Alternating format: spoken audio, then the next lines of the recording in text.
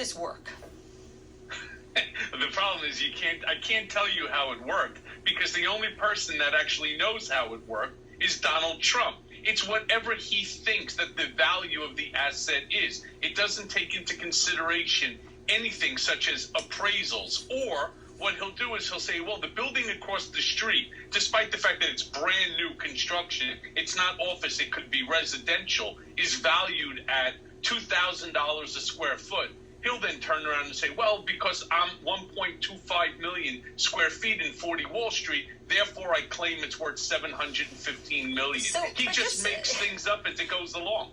Okay, but just so I understand, just explain to me, were you in the room as he was sort of spitballing these different figures? Okay, so the answer is it wasn't on a particular one-off basis. What would happen is at the beginning of the year, when we would end up in conversation about upcoming, whether it would be Forbes 500 list, or as a result of a journalist that was going to be doing a story about Donald Trump's net worth, we would sit there, we would take the year before personal financial statement, and Donald would say, let's say it said $5.5 billion. All of a sudden he'd say, no, it's not true. I'm worth at least $7. And then within 10 seconds thereafter, you know what? In fact, I'm worth more than $8. You know what? I'm worth $10 billion. And he would literally add $3 billion to his net worth, simply in a matter of under 60 seconds. And our job, when I say ours, Who cares? Who cares what somebody reports to a journalist or Forbes Magazine? It has nothing to do with anything. It's bullshit.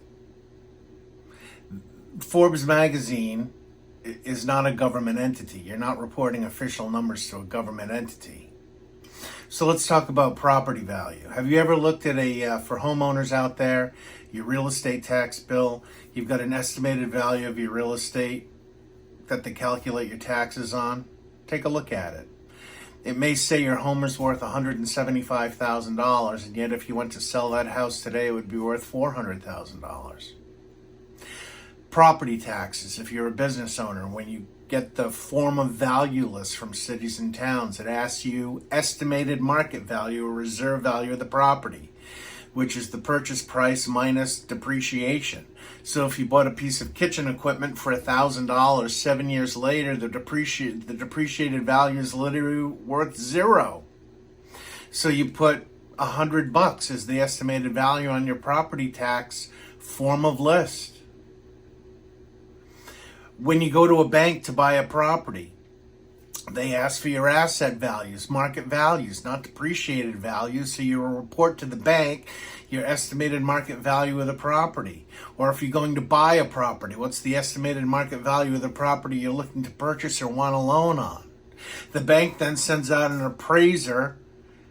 They come up with a value, and that's what they base the loan on.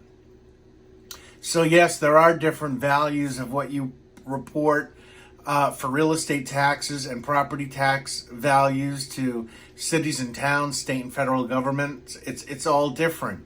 And yes, when you ask for property values on real estate taxes, there are multiple ways to get values. Comparative listings, which is meaningless. What did the house across the street sell for? Well, I'd rather use what the house down the street sold for because it's more. Whatever the hell you report to Forbes Magazine or a journalist about your net worth has nothing to do with anything. Forbes Magazine calls, hey, what's your value? If it's $5 billion, tell them $7 billion, who cares? Oh, this is just stupid.